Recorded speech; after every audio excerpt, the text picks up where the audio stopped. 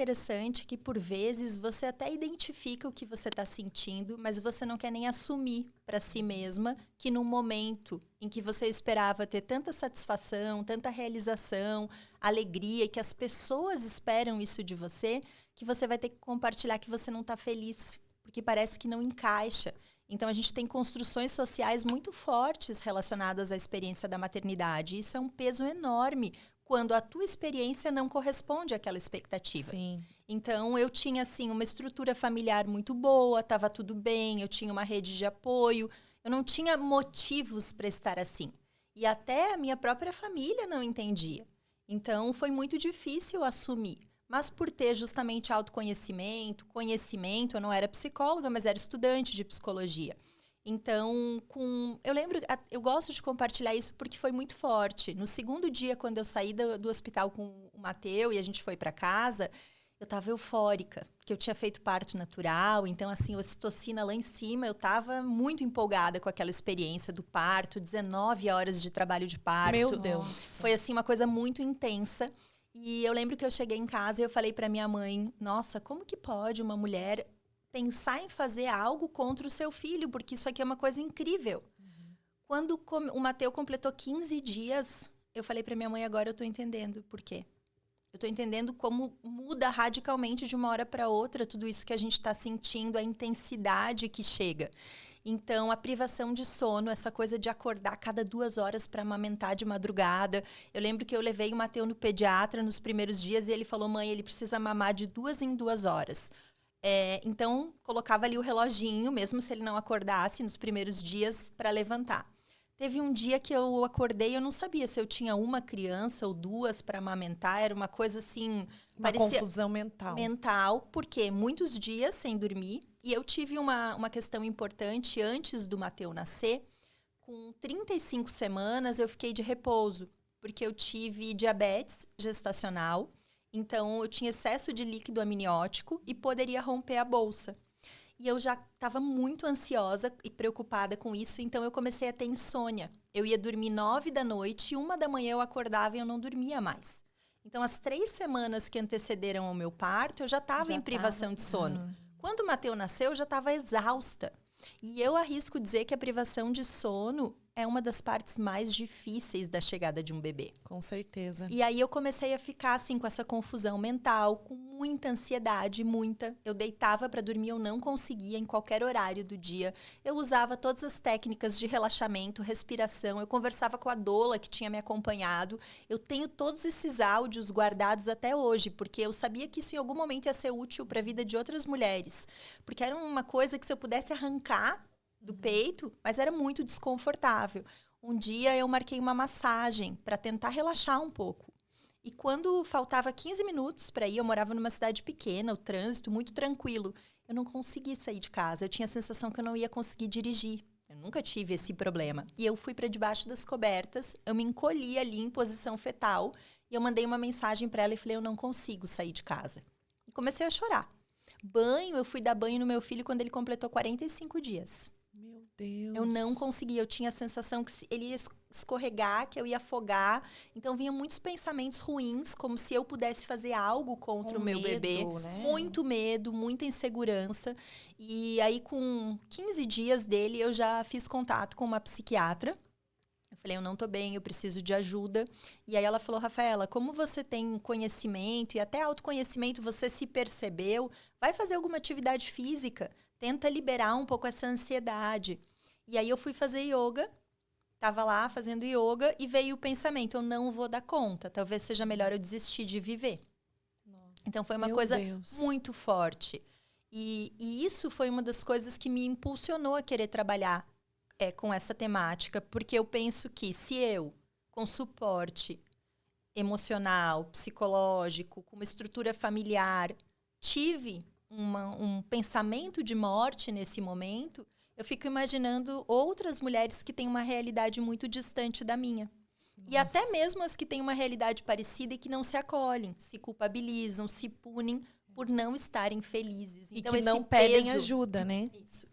As estatísticas sobre depressão pós-parto, elas são sempre mascaradas, porque muitas mulheres não pedem ajuda. Então, a gente tem aí que aproximadamente 20% das mulheres têm depressão pós-parto. Mas muitas, e eu vejo ali na minha caixinha de perguntas, anos depois elas relatam, eu acho que eu tive isso e até hoje o meu humor parece que não voltou a ser como era antes. Sim. E o quanto é importante verbalizar, né? E acaba que a rede de apoio é praticamente tudo. Porque essa mãe, ela precisa se auto-perceber primeiro, para depois poder passar para uma outra pessoa de que ela precisa de ajuda. Porque para ela sair dessa situação, é só com uma rede de apoio. Né? Não sei na sua visão, Rafa, mas porque... como que era? Como Isso que a eu gente queria envolve perguntar essa rede? antes um pouquinho. Como é que era para as pessoas que estavam ao teu redor? Por exemplo, as pessoas percebiam que você falava a todo momento, eu não tô bem, não tô bem. Ou você escondia um pouco, tentava camuflar? Não conseguia camuflar. Não? Não, porque eu chorava muito, com muita facilidade, aquela ambivalência, assim, tô muito feliz, daqui a pouco tô chorando, desesperada, muito irritada, uma irritabilidade. Isso era o que era mais nítido para as pessoas. E as pessoas entendiam assim, a gente tá fazendo tudo aqui por você e você tá dando patada. Uhum. Então, as pessoas têm dificuldade, principalmente porque muitas pessoas não sabem que isso pode acontecer. Especialmente o baby blues, que é aquele período a partir do 3º, 4º dia e que dura aproximadamente 2 semanas, a maioria das pessoas nem sabe o que é baby blues, principalmente a rede de apoio. Porque a gestante, ela pode ser orientada, ela pode receber esse tipo de informação até no pré-natal. Mas a mãe que vai estar ali junto, às vezes a funcionária de casa, até outras pessoas próximas, se elas não tiverem conhecimento de que aquilo ali é natural, como que elas vão lidar? Elas vão julgar, vão criticar. Você deveria estar feliz, não sei por que você está chorando. O teu filho é lindo, você teve um bebê perfeito. Você não queria ter um filho? Isso é uma bênção. Como que você está reclamando? Então, tem muitas questões que circundam esse tema e que tornam isso mais desafiador. Então, a mulher poder ter conhecimento e autoconhecimento é o que, de fato, vai fazer com que ela busque ajuda e receba ajuda, principalmente para ela poder orientar a rede de apoio previamente. Porque no momento em que o bebê nasce, pelas oscilações hormonais, por todas as mudanças físicas e psíquicas, é mais difícil para a mulher se comunicar. É mais difícil para ela dizer, olha, eu não estou bem. Porque dá uma certa confusão. Será que eu tô bem? Será que isso é normal? Será que eu não sou boa o suficiente para ser mãe? Porque a sensação que eu tinha na época é assim, gente, todo mundo passa por isso. E parece que ninguém passa o que eu tô passando. Só que a verdade é que a maioria das mulheres não compartilha. É, exatamente. Na época, eu fiz assim uns stories no meu perfil, compartilhando um pouco do que eu estava vivendo. E eu recebi muitas mensagens. Meu perfil era bem pequenininho, eu nem era profissional. Eu recebi muitas mensagens de outras mulheres dizendo, eu passei por isso, na época eu não tive coragem de contar, eu não compartilhei com ninguém.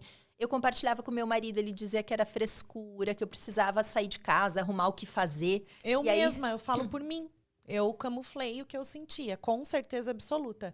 Eu queria demonstrar o tempo todo que eu era forte, o tempo todo que eu dava conta, que eu era boa o suficiente, que eu poderia cuidar da minha filha sozinha, que eu não precisava da ajuda de ninguém. E isso é totalmente mentira. Porque eu estava ali camuflada nos meus pensamentos, escondendo o que eu estava sentindo, com um baby blues fortíssimo, porque depois eu fui entender por que vinha essa vontade de chorar o tempo todo. Eu tinha vontade de chorar, daí escorria as lágrimas, sozinha, num canto. Porque eu pensava, eu não quero que ninguém me veja chorando, porque minha filha é perfeita, a gente coloca isso como, né, é tudo, tá tudo bem, porque como que eu tô se não chorando. tivesse justificativa. É que a gente tem um medo do julgamento. Então é por isso que ele existe, e não ele é um medo em vão. Existe. E por isso é necessário trabalhar a rede de apoio, de Mas fato é muito passar solitário. o conhecimento. A maternidade, ela é muito solitária em diversas fases da vida, tanto para uma mulher que acabou de ganhar o filho, como para outras fases que a mulher pode viver na vida dela, uma separação ou alguma coisa nesse sentido, é solitário. Porque é sempre a mulher que vai estar à frente de tudo. É ela que tem que resolver. Então, não necessariamente a gente precisa estar nesse lugar o tempo todo. Nós, como mulheres, a gente tem que se unir e falar. Você tem que falar que você passou e eu também, para que você também, para que verbalizar. Para que outras mulheres se sintam à acolhidas. vontade e acolhidas. Essa questão da solidão materna é muito forte, ela é difícil de descrever em palavras. É uma coisa muito estranha, porque às vezes você está cercada de pessoas, mas você está se sentindo sozinha. E por que isso? Especialmente pelo fato de que eu vivi isso naquele momento. Hoje, a intensidade com que essas memórias chegam aqui em mim não tem nem comparação do que quando aconteceu.